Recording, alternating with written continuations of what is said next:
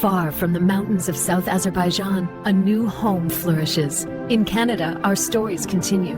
Traditions live. We gather, share. Azerbaijan to Canada. Together we tell our story. Join the Canadian Society of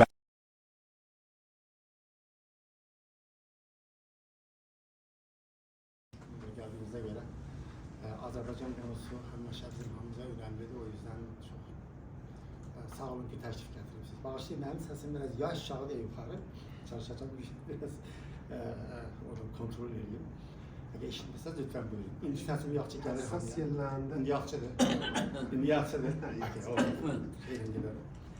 Büyük bizim konumuz popülizmdir. Bu geçen 10. yıllarda bu mesele daha çok görünür ama güzel ve yaxşı anlaşılmıyor.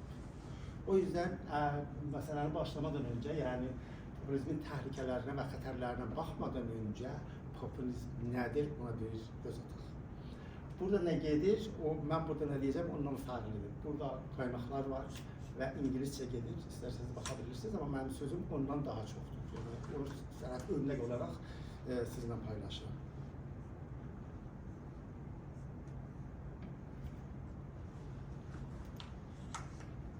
Popülizm nedir? Bu eskiden gelmedi. Yani 19. əsrin sonlarında fikirlerim 1982. yıllarda Amerika'da başladı.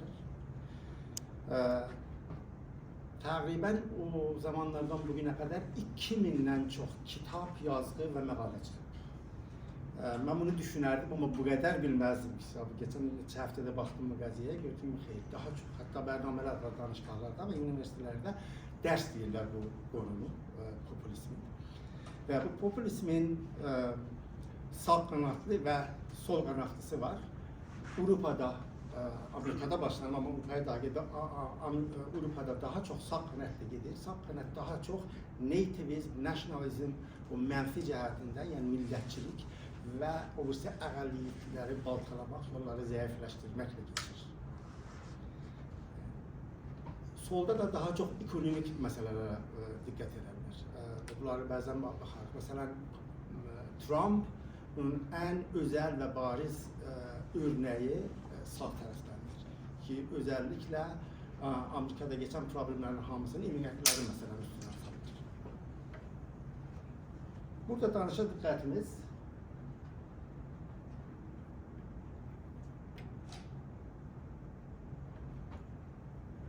ve geçen aylarda ne olur ona daha çok bağlıdır.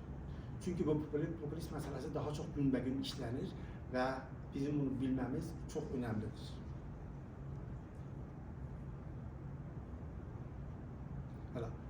Popülizm ne olduğunu bilirik ya bilmirik. Vaktimiz olsaydı burada hamıdan sorardım, onda görerdik ki necir olur. Ama bir anket geçirip, bir soru geçirip, sorgu aparatlar.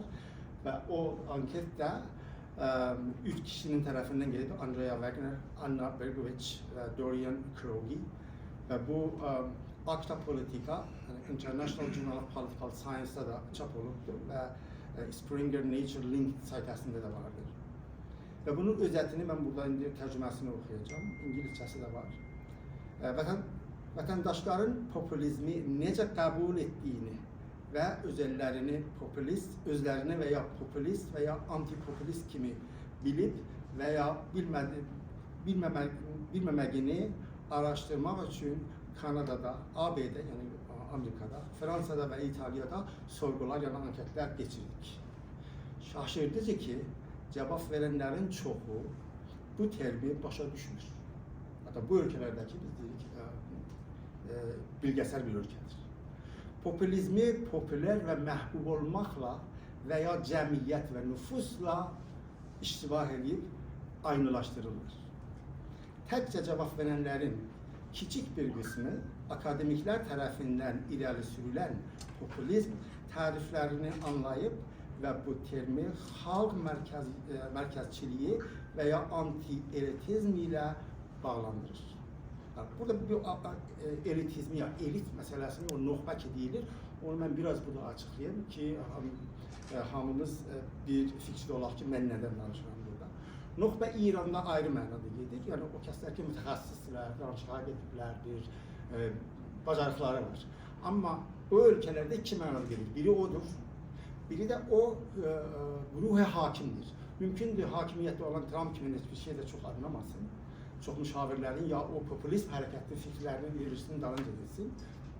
Ya Kanadada məsələn baxır o varlıqlarlar ki, sistemi dolandırırlar. Bunlara da elit deyilir. Burada elit ki deyilir, söhbət geçir. Bu elitlərdən söhbətdir. Yəni ruhi hakim. Hakim olan qruplar əgər cinayətçi ayrı mənada işlənsə, onda mən burada xidmətinizə ərz edirəm. Hala, indi populist hərəkətlərin xarakterləri nədir? Əgər mən istəyəm geçəm o şeyə, ədəbiyyata nə qədər ki yazılıbdır, 2000-dən çox məqalə və kitab ki var, əslən çıxa bilmərik, saatlər və xətalar sadəcə onların hamısını işarə edirik. Mən fəqət oxuduğum kitablardan və düşündüyüm şeylərdən bu listəni çıxartmışam ki, bir göz atırıq bunlara. Genəldə quruma qarşı danışır, yəni anti-establishment diskursu var. Yəni, nə o elit ki vardı, hala pis, yaxşı fərq eləməz, onun əleyhinə, onun qarşısına insanları qışqırdır və insanları bəhsic edib bir araya gətirib onun əleyhinə. Və bu yolda karismatik liderləri işlədir. Hala karismatik o mənada da ki, sirfən, hətmən sevilən bir insandır. O insandır ki, siyasi cəhətindən bir şeyi var, yəni durumu var. Bir də insanlar onun dalınca gedirlər. Trump'ın da hiç popüler bir insan değil ama popülist bir insan. O fikri düşüncesi odur. Ve özellikle de bu rəhbərlər ya bu liderler manipulator, opportunist, fürsətçi ve parazitdir. Mən buna düzəməlli bir iş görməzlər, düzəməlli planları da olmaz. Sirfən o şəraitdən istifadə edib gücə çökməkdir. İnsanları dediğim kimi elitlərə qarşı qışqırdırlar və gerçeği değiştirirler ve gerçeği katıştırırlar. Bu şey edirlər ki, insanlar anlamasın ve o bizim dillerde diyen kimi sıvı xıltəliyib ondan balıq tutmaq fikirlərindədir. Məsələn, the virtuous people İngiliz dilində deyilir. Yəni, mən gerçəkdən xalqın nümayəndəsiyəm. Xalq mənəm. Amma dərhal ki, o cür deyək. Xalq aslında bunu çox tanımır, çox az popüler olur. Popüler değiller ama fix popülist olduğuna göre o popülist bu ideolojik mənasında işlenir. Başka etnikleri, göçmenleri milliyetçilik adına dışarılarlar ve zayıflarlar. Trump en güzel örneği ve İran'da Farsçılığın, dostumuz Aydın Rəfşarda işarə edilər, Farsçılığın şeyidir. Yani bu popülist hareketin bir böyük şuarı ve tekniki de işlenir. Ki o birisi millətləri zəifləşdirsin. Bu geçen günlərdə də gördük. Tamamen İran'ı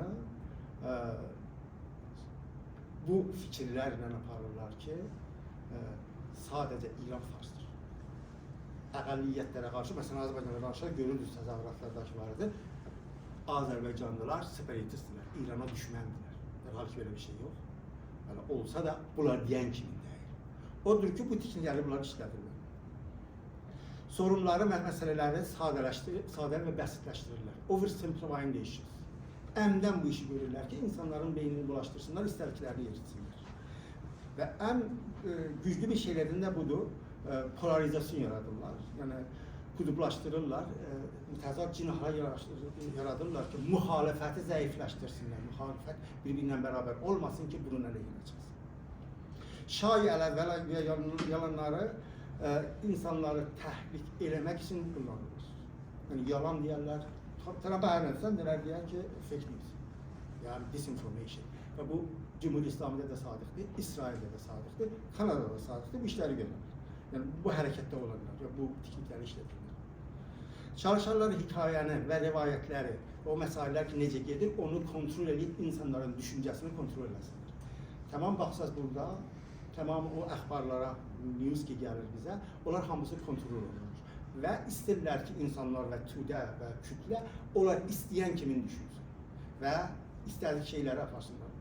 İrana həmlə eləməli, məsələn, illərdir başlayıblar və keçən neçə həftələrdə Rıza Pəhləvi onun dövrəsində olanlar muzdurları deyə bilirlər, hazırlayıb və insanların beynini yumaq üçün və hətta burada fəzarat keçir, CBC deyir, 300 min İranlı çıxmışdı. Dərhal ki, tamam İranda 200 min İranlı yoxdur, tamam şeylər başlayıb. Kanada, Torontoya qədər İrandan. Yalan demək bunların bir tekniklərindən biridir. Və duyğuları bir araç kimi və əbzar kimi kullanırlar və insanları təhrik etmək üçün yönəltirlər. Yəni məntiq və düşünməyi çalışarlar ki, qısaltsınlar insanlarda, amma ehsasa gətirsinlər, ehsasla insanlar hərəkət eləsinlər, gerçəyi görməsinlər.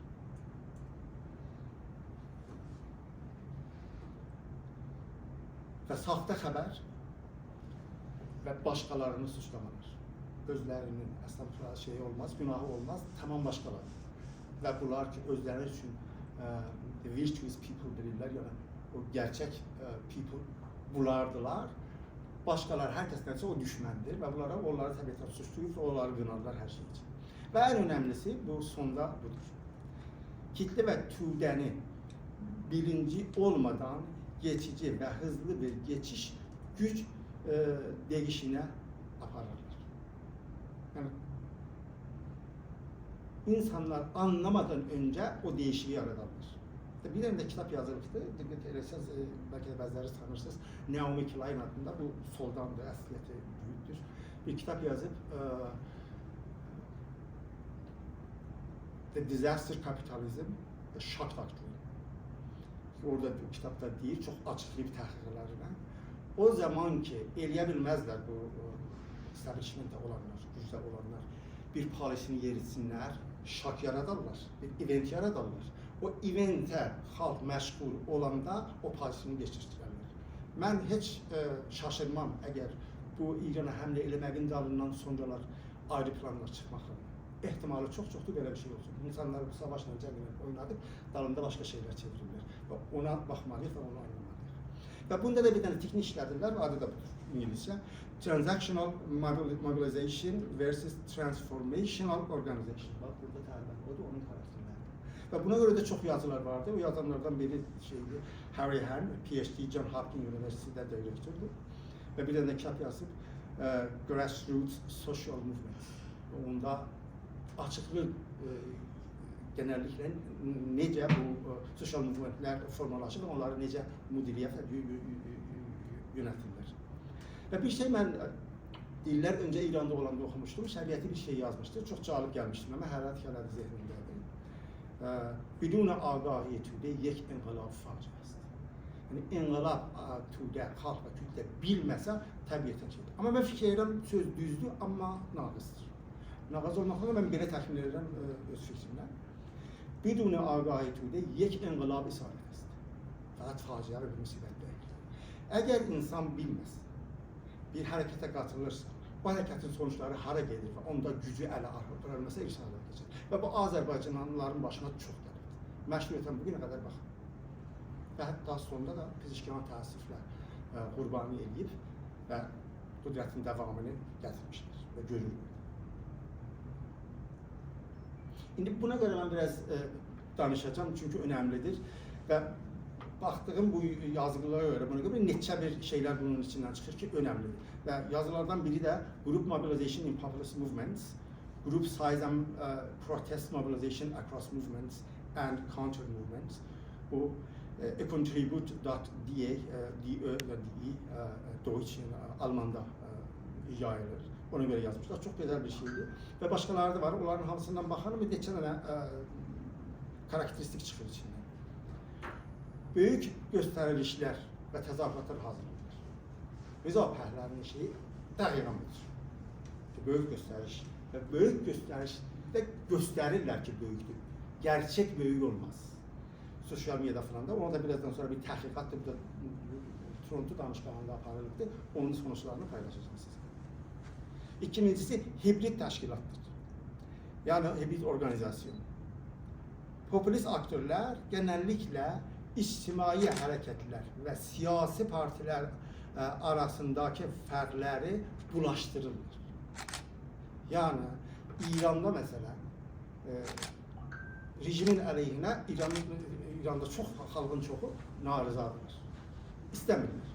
Amma Rıza Pəhləvini sevən tərəflərindən onu bunları sevən kimin göstərirlər. Dərhal ki o deyil. Amma göstərir Rıza Pəhləvi Cumhuriyet İslami'dən çox şeyi yoxdur İran'da, tərəfdarı yoxdur, 20-30%. Bu da təhriflərdən sonra. Cumhuriyet İslamının özündə 20-30% də çox deyil. O da 20% o adamlardılar ki, mənfəətləri var. Şəhidlərin xadim adəsindən tutub da ən bilik olan insanlar ta başqalarına qədər ki, İranı çatır. Və üçüncü, söyləmsel stratejik. Yəni, bunlar tamam o diskursu, o nə ki geçinir, nə insanlar düşünəcək, o strateji ilə işlədirlər ki, və eləsinlər, istədik şeyləri kontrol eləsinlər.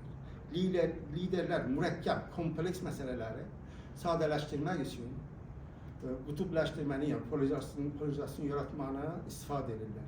Siyasi bəhsləri mənəvi mübarizə kimi göstərirlər. Bunu yadınızda olsa, bu adam nə idi? Bush, oğul,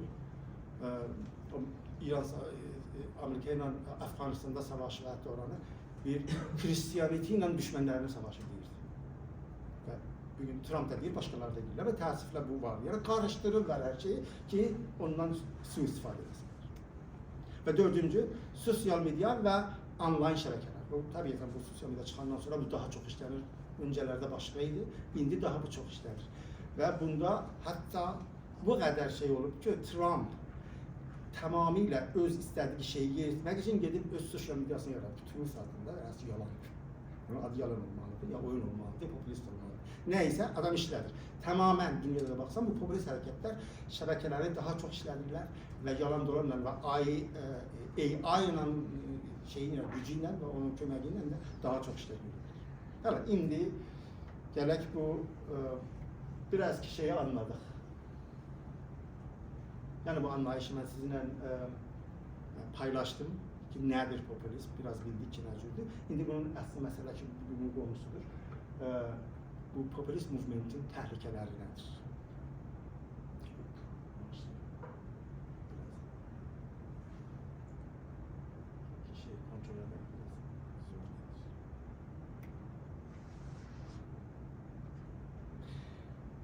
Bunun birinci xətəri və təhlükəsi demokrasi və hüququn üstünlüyünədir. Yəni, əslən demokrasiya diqqət eləməz və tutulması baltalanır. Və tamamı populist hərəkətlərə baxsaq, hamısına düşünür.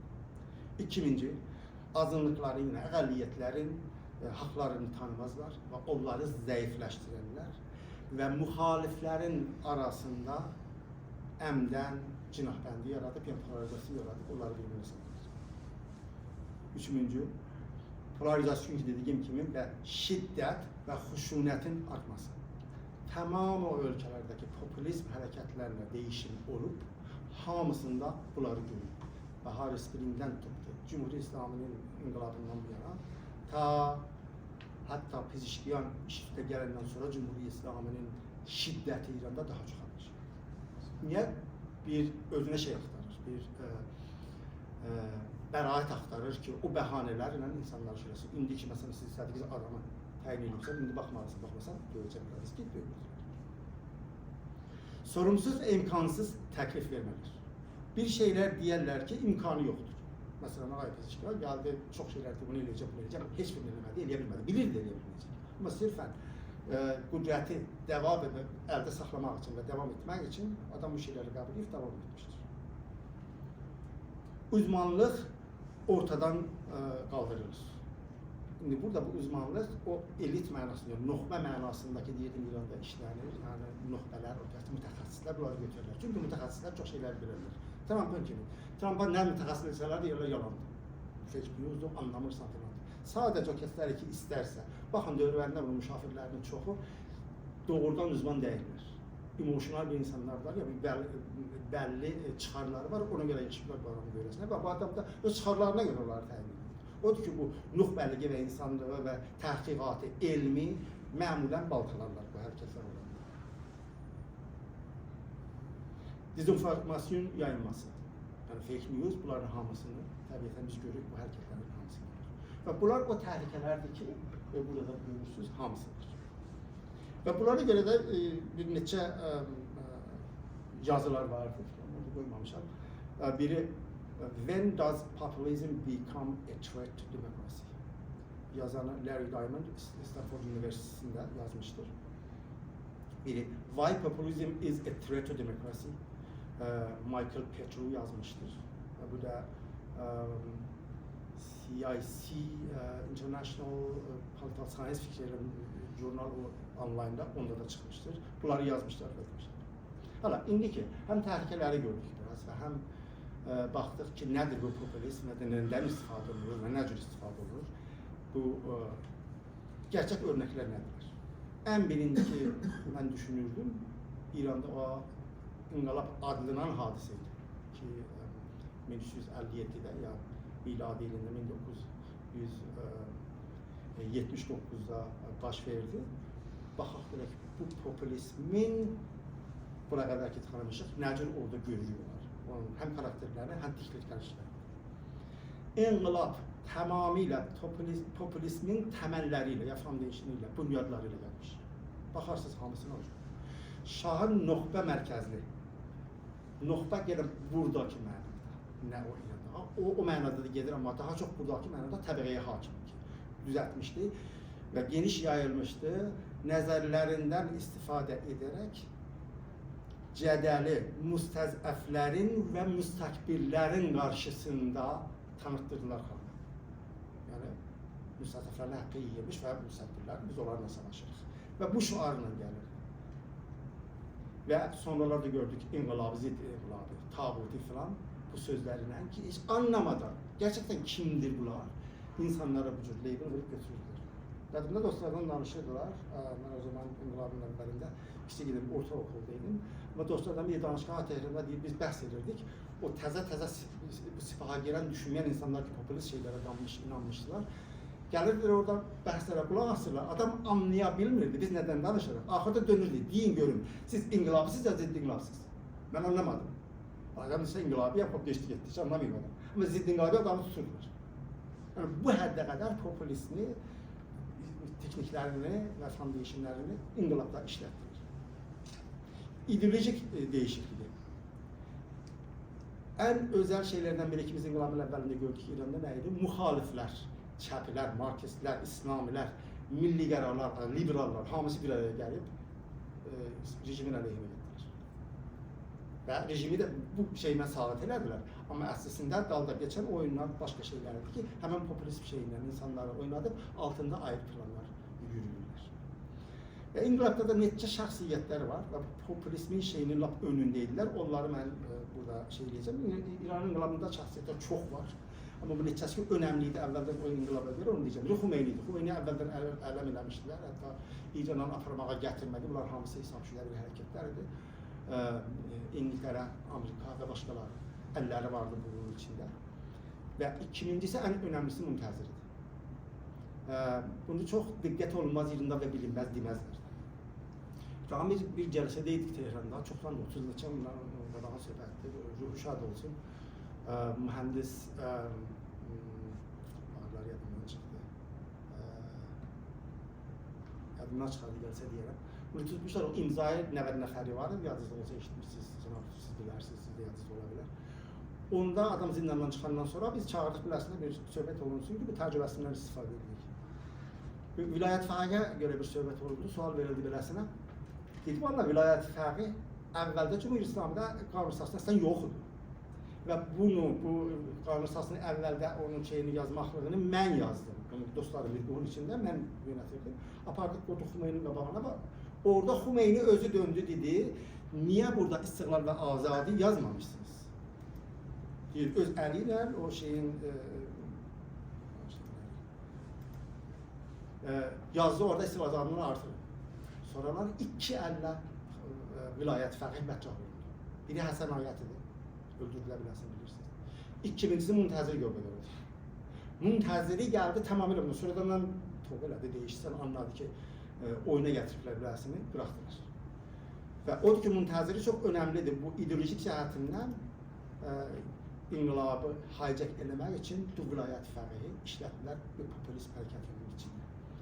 Üçüncüsü Bazərqandır. Bazərqan kömək oldu ki, o güc ki əldə etmişdi və onun boşluğunu yerini doldurar və təəssüflə adam anlamadı və özü də bilirdi. Hətta bənisə dəfələr demişdi bilasına və açıqdı, yazılıbdı və videoları vardı ki, sən iştiva edirsən, mallaları üz vermə gəlsin bu sistemin içində. Bunlar başarmazlar bu bürokratik şeyləri. Deyir, yox. Bazərqan dönür özü bunu deyir. Yox, Çünkü bunlar başarılı bilmezler. Alternatiften sonra bakıp gidecekler. Hemen yadımda durmağıyla okulda olanda qaraəti var. Zaten yazıcılığı Kur'an dersi yani televizyonda yiyirdi. Mallaya gibi bir şeyden kelli tutar bırakmaz. Özü deyir. Gerçekten özüsün. Ve eləyiblər, bırakmazlar. Tabi ölene kadar burada. Adam kabul öyle bir de şahit olsun. Adı şahit bilirsin. Ölenden sonra köpek olduğunu da şeyini saplıyor. Xamene'nin. Yani bu hatta bunlar şey bırakmazlar. Ve bu bahis oldu ki bu transition'ı oradaki vardı şeye göre transactional mobilization gerçekten bunyadi inqilabın əksine o cür eləmişlər ki ve buna bazargan vəsilə olur. Ondan sonra Bənisər gəlir. Və Bənisərin də iştibahları var. Amma ən düzgün adam ben bu adamı görmüşəm. Bilə-bilə xıyanət eləməmiş. Amma böyük iştibahları da var. O ki siyasetin təbiətini anlamamış ve o yüzden o qüdrət və güc ki xalq tərəfindən verilmişlərinə işlədə bilmədi, atdılar kimi. Və özü də deyir axıra qədər, mənim böyük iştibahım buydu ki, sonuna qədər İrandan çıxana qədər Xumeyniyə inanırdım. Hətta İrandan çıxandan sonra deyir, hələ inanırdım ki, Xumeyni düz deyir. Bayi ki, özü örnək verib, neçə də kitabı var, Xiyanətli Ümid var. Ruzha Reis Cumhur Çimuni bizlərə. Çıxandan sonra da bir gözəl bir kitab çıxartdı. Tövteyi Ayətullah'a. Əslində Fransa'da çıxmışdı, Fransa dilində, sonra da başqa dillərə, Farsiyə və İngilizcədə çevrildi. Onların hamısını yazıbdı, nə oyunlar çıxardılar, nə adam atırlar. Tamam işler ki gördüler, popülist hareketlerine ama şuarlarına. Cəng tapıyoruz. Ben ise düz əksine Amerika ve Arabistan, Suudi ve Irak'la anlaşmıştılar. İmza eləsinlər ki, Saudilər 25 milyon qəramət versin, cəngdə bitsin. Düz bunlar cəng tapıyoruz. Düz əksine İran'da 1 milyon adamı qədər ölüme verdiler. İran bazı və şikəsi oldu. Bir adına axında hiçbir şey ellerine gelmedi. Ve hemen o popülist şeyi, cəng tapıyoruz ki, istəsinlər qudrətdə qalsınlar. Ve İran ve Irak Savaşı dediğim kimin en önemli şeylerden biriydi. Hala, İnqilabın evvelinde bir şey de oldu. Yani inqilab biraz geçenden sonra bu popülist hareketlerden biri büyük danışmalar ve bir işler görmeydi. Mesela kentlere su verirdiler, bağ verirdiler ki verirler bunlar pis değil. Ama sırfen onların şeyini kazanmağa. Sonralar devamı gelmedi. Benim yadımda bizim ben Xəmsədən Zəmyanın Xəmsəsindən orada kentlerin çoxunda şey girersiniz, kəhriz girersiniz. Yani yerin altından su gelir. Onları çok zamandan başlamışlar. Bəziləri hətta Teymur zamanına, belki ondan önceden de o tarih şeyler ki var, ben gözüm görmüşəm qalır, oradan qalır. Bunlar xarab olur, meyindən gedir. Cihad-ı sazan niyə gəlmir? Cihad-ı təxfir deyə bilirlər, anına gəlib. Cavanlar, insanlar ehsasatı olub, bunları təmizlədilər. Bir neçə il getdi. Neçə ildən sonra da xalq cihadsızlığa gələcək, özləri hiçbir şey görmədilər. İndi hamısı köcanlı getdi, hiçbir şey qalmadı. Yəni təxribi bir şey olur. O ki, böyük söz danışarsan, boş-boşuna şey verib, dalını gətirməzsən, təbiətən devam edə bilməz. Və uzun müddətli təsiri də vilayət-i vəqihdir. Fəqih bilmirəm, amma vəqihdir. Gerçekten vəqih bir şeydir. Otoriterliğin en kötü biçimi. Niye?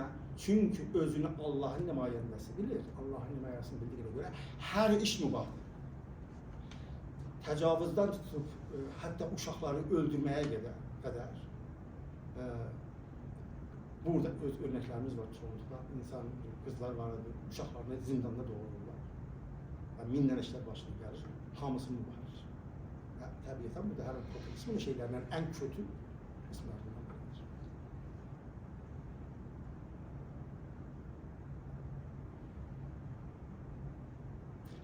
Bir parantezde ben Arap Baharı'nın örneğinden biraz özetle danışacağım. Ne kadar mı? 3-4 dakika olar bir 5-6 Ya hele bak, ben bakarım bak, sağ bak, bakalım sağ ol. Bu Arap Baharı'na göre, Arap Baharı en özel bir şeylerden ki geçti. Ben o zamanlarda ben buna dikkat etmiştim ki bu düzgün bir hareket değil.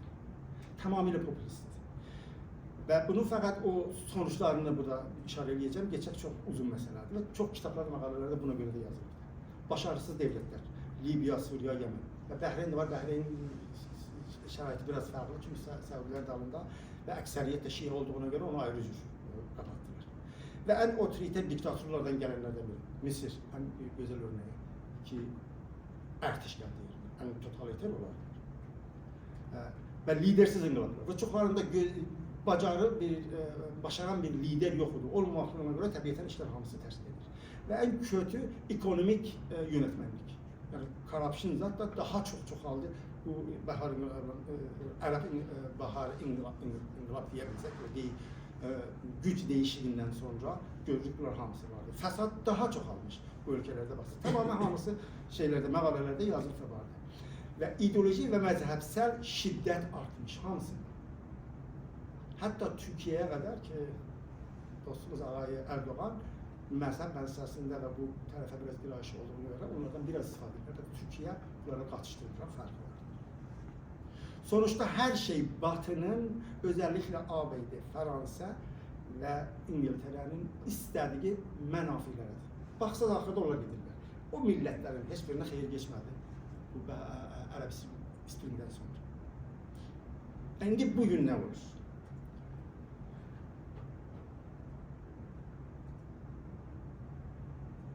En özel şey burada Pəhləvilər şeydi ki, biraz arz elədim xidmətinizə. Bir şeyi burada ben açıklama vereceğim, o da budur. Pəhləvi tərəflik ilə səltənət tərəflik aynı şey deyil. Dəlillə budur. İranın tarixində birinci dəfə səltənəti beynindən aparan Pəhləvilərdir. Pəhləvilər səltənətdə olmayıblar. Sadəcə həm dedə, həm oğul, həm nələ papet, yəni bir nökər kimi gəliblər və devam edirlər nökərlərlə. Bu ləbdən sınır Amerikalılara və İsraillere bir şey diyeceğim, örneklerini vereceğim. Yani İran'da, səltənətdə hər kəs şah olsaydı tarix boyu öz bacarığına, qudrətinə və insanları, obursu qrupları, obursu qəbilələri dövlünə, gücünə gəlib şahlığı özü alır. Bir xarici qudrətə bağlı olmaz. Və birinci dəfə bunlar edilir. Hətta Əhməd Şah Türkiyədən hamımıza bəllidir. Türkiye'den öneri gelir ki, sen değil, biz seni hatta military destek ederek Tehran'da oturup buna atak söyleyebilir, bellidir, bunlar şeyde, düzgün adamlar değiller ve İranlıların istediğine gelmemişler. Əhməd Şah reddedilir. Bilmem böyle şey eləmir. Aptallık mənim nəzərimə, ama eləmir. Yani o güne kadar bir şah, bir xarici qudrətlə İran'da şahlığa geçmir. Ve bunlar geçmişler. Bunlar Xandan Pəhləvi tamamıyla bu. Ben onu o yüzden bu monarşi ve səltənətlə ayrılır. Və ala, qudrətdə olublar təbii və çok ayrı şəkildə və bugüne kadar gəliblər. Bir de fürsətçi hakimiyyət qazanmaq için popülizmdən istifadə edilir. Bunlar bugünlər təzahüratlar, her şeyi orada. Dostlardan vardı Berlində, Avrupa'da, Amerika'da, Kanada'da her yıl təzahüratları 5-10 kat belki de bazen daha çok popüler gösterdiler ki yani bu hareket bizim hareketimizdi ve bizim dalımızda olur. Pəhləvi için özellikle Rıza Pəhləvi gibi biri için demokratik bir fırsat hiç zaman olmaz, olabilmez. Çünkü adam demokrat değil. Adamın hiç bacarığı yoktu. Ve bir fırsatı yoktu. Odur ki bu yöntemlerle gelmelidir. Dalında biri durmalıdır ve bu tür yalan dolanın bir şeyler uydurup gelmelidir.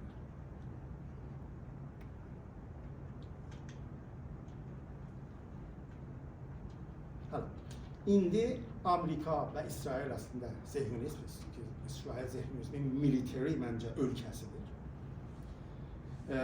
Planı Rıza Pəhləvini alet ve əbzar gibi kullanması. Bir tane grup var burada UFC'de, University of Toronto'da, Toronto Üniversitesi'nde. Adı The Canadian Citizens Lab. Bunların təmərküz elədiyi, odaqlandığı şey online olan və AI köməgiyle hərəkətlər, ictimai hərəkətlər geçir onun üstündədir. Və təhqiq ediblər. Və bir tane de İsrailli rüznamə hətmən tanırsınız, Haaretz adında bunun sonuçlarını yaymışlar. Və yazı biraz uzundur və onun 5 dənə əslləri keçiriliblər, özətlər çıxardıblar, onları paylaşacağım sizinle. 50'den fazla sahte X profilinden oluşan koordinatlı bir şebeke ve AI'ın köməgiyle kullanılır. 50'den çok. Şebeke 23 ilinde başlanıp ama faaliyetleri 2025'ten başlanmış. Tamam faaliyetler. Bunların təhqiqatı, mən deyən bir şey deyil. Profillərin fəaliyyətlərinin en azından bir kısmı İsrail artışına, yani militerisine, militeri hareketlerine aynı zamanda ilişir. Yani koordine olur. Bunlar neynirler? Onların şeyidir. Bunu geçen yılda bu 2025'inkidir. Bugünü burada yazmadık. Askerine geçen yıldakidir. Oktober'da çıkmıştı geçen yılda. Ve burada da aynı şeyi gördük. Neçə hafta hamle edemeden önce aynı şeyleri işlenmişler. Mesajların sosyal medyada geniş toplumlara yayılması ve potansiyel olarak bunun tebliği için pul ödemesi. Yani pul vermişler. Operasyonu doğrudan İsrail hükümetine bağlı kimliği belirsiz bir kurum, ajans veya onun yakın gözaltında olan çalışan bir kontraktör olur. Bellidir, tamamıyla buna koordinat olan İran rəti yoktur. Rəti var tabii ama deyirlər ki, İranın xalqına göre de aslında değil. Deməli, vaxtımız biraz az qalmışdı. Ben biraz geçeceğim, Pizişkanın orada danışacağım, onu atlaram, qalsın sonraya. Popülizm hareketinin zarar ve ziyanı Cənubi Azərbaycanda. Polarizasyon daha çoktur, içimizde çok. Kur'an fakat İran'da da, Azerbaycan'da, İran'da da var ama özellikle o da ben Azerbaycan üstünde okumışım ona göredir. İnsanlar, fikirler ve yetenekler birbirleriyle çatışır ve çabalarının etkisini ve tesirini azaltır. Aramızda var. Çatışmalara yol açan izole küçük gruplar ve hareketler yaranır. İnsanlar ve potansiyel liderler insanları değil sadece kendi yönü, öz çıkarlarını düşünür. Kendi kaderini yani öz kaderini tayin etme konusunda karmakarışıkla pesimist bir hale gelmişik. Yani pesimistlikten yol açmış. O yüzden hamı menfi. Hiç kesinlikle çalışmak istemir. Azerbaycan'da şey. Bu popülist hareketlerinin tesiridir. Duygular ve kısa vadeli ve müddetli çıkarlar stratejik düşünme ve planlamanın yerini alır. Görürüz. Ve siyasi fırsatçılığa yol açır. Ve açıklığı görmüşük. Şimdi ne eləməliyik? Bunu çok kısa ben xidmətçisə bildiğim şeyleri paylaşacağım. İki qismətdə ben diyeceğim. Biri şəxsi bir Azərbaycanlı olarak ne eləməliyik? Ve biri de bir toplum gibi Azərbaycanlı ne eləməliyik? Bilgi ve məlumatımızı artırmalıyıq. Kompleks konuları anlamalıyıq, sadələşdirməməliyik. Duygusal ve çatışmacı tutumlara girməməliyik. Olayların ardındaki elleri ve güçleri belirlemek ve anlamalıyıq. Azerbaycan'ın geopolitikini ve çıkarlarını gerçekten anlamalıyıq. Kültürel, tarihsel ve siyasi zekamızı arttırmalıyıq ve oyanmalıyıq. Halkımızı onların prensiplerini ve çıkarlarını anlayıp onlara saygı duymalıyıq. Şahsi şeyine gitmemeliyiz. Katılımcı demokrasi, participatory demokrasini destekleyip ve direkt demokrasiye yol açmalıyıq. Bu vaktimiz yoktur. İsterseniz bakabilirsiniz. Çok güzel bir konuda onun boyunca danışmak olabilir. Farklı fikirlere sahip olsak da birlikte hareket etmeyi ve beraber çalışmayı öğrenmeliyiz. Bu şahsi şeyimize budur. Yani toplum olarak ilişkiler kurmak ve güven kültürü yaratmak. Emir Bey de evvelde dediler ki bu forumu o yüzden yazdılar ki ilişki yaradak, irtibatlar kurulsun falan ve elememiş, çok az elemişik. Elesek de tez dağılıp gitmiş, bunun üstünde biraz dikkat edelim. Stratejik planlamalıyıq. Benim təxəssüsüm project management'i olduğuna göre bunu deyirəm. Yani bizim o şeyimizde, community'mizde project management community'de bir şey deyirlər. Not planning is planning for failure. Yani plan hazırlamamak başarısızlığı planlamaktır. Bu bizde çok azdır. İkincisi stratejik planlama. O da yok. İndi bana bu o dediğim şeyden alarak bunu diyeyim. Plan hazırlamamak, başlayayım. Onu dedim. Şimdi örgütlenməni istəyirəm yəni sazman düzəltmək. Örgüt deməmək köləlik və nökərçilik için örgütlənməkdir. Və Azərbaycanda örgütlənmək çox zəifdir.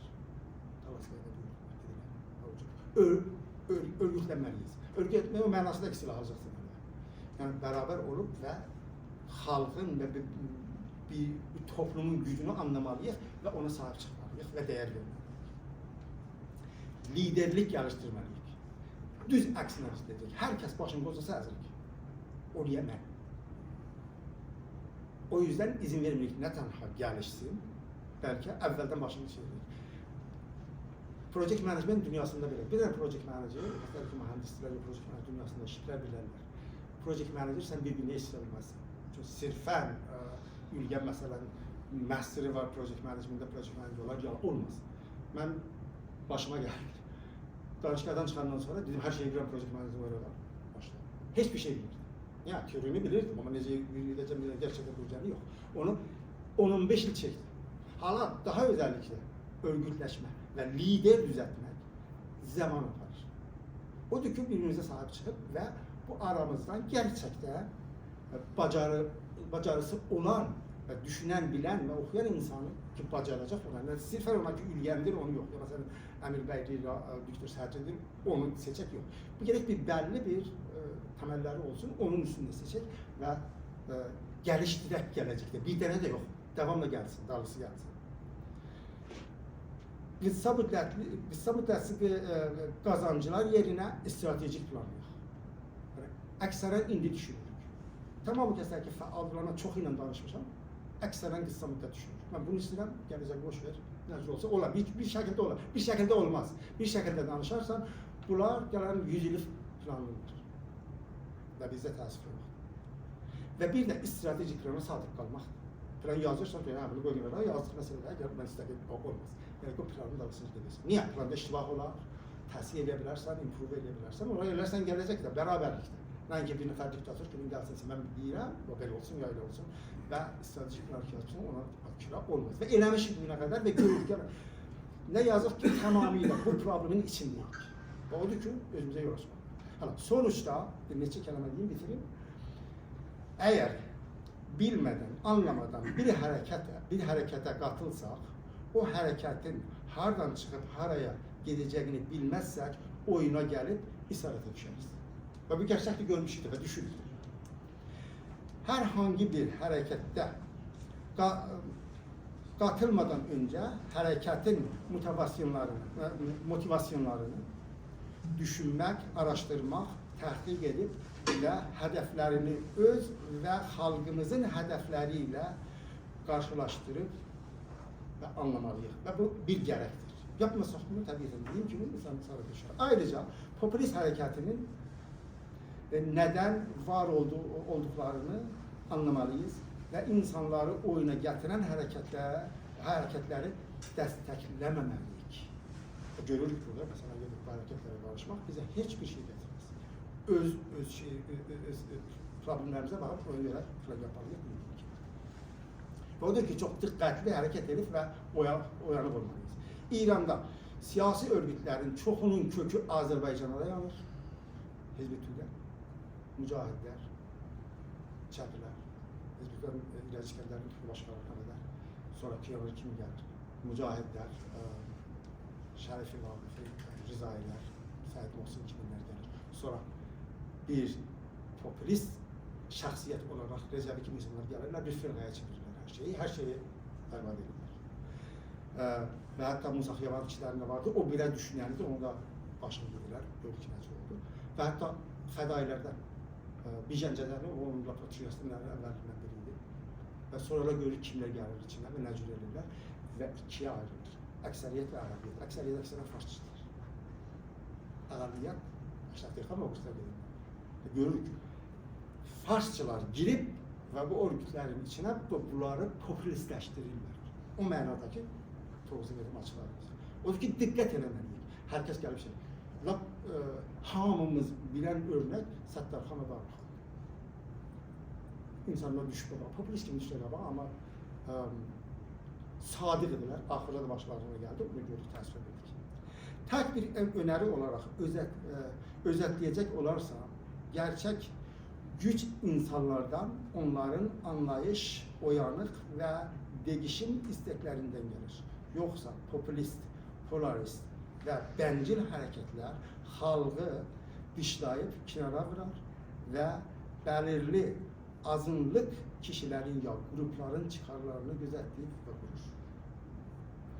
Ben bir tane bir şeyle bitireceğim, Alain Delon'la. 25 yıl dolar önce ben Montreal'da bir tane makale okudum. Interview yani sahibi olunmuştu. Alain Delon'u hamımız tanıyarız. North Amerika'da tanımazlar ama biz tanıyarız. Adamdan çok şeyler sormuşlar. Bir tane soruda çok şey demişti. Ben özüncül başka yerden gelmişti bilmiyorum ama çok güzeldi benim zihnimde kalır. Bir bu dünyada bu sistemlerdeki vardı. Bir az əqəliyyət, bir az fırsatçı əqəliyyət, bir ahmaq əksəriyyətə hakimdir, hükümet edir və odur. Odur ki, o əksəriyyət ahmaqlardan olmamalıyıq, anlamalıyıq. Özümüzdə o intelligence ki var, o yaratmalıyıq, onu işletməliyik və bir araya gəlib dediğim prinsiplərlə hərəkət edib və umarım ki, Azərbaycan hərəkəti və milləti müvəffəq olsun. Çox sağ olun.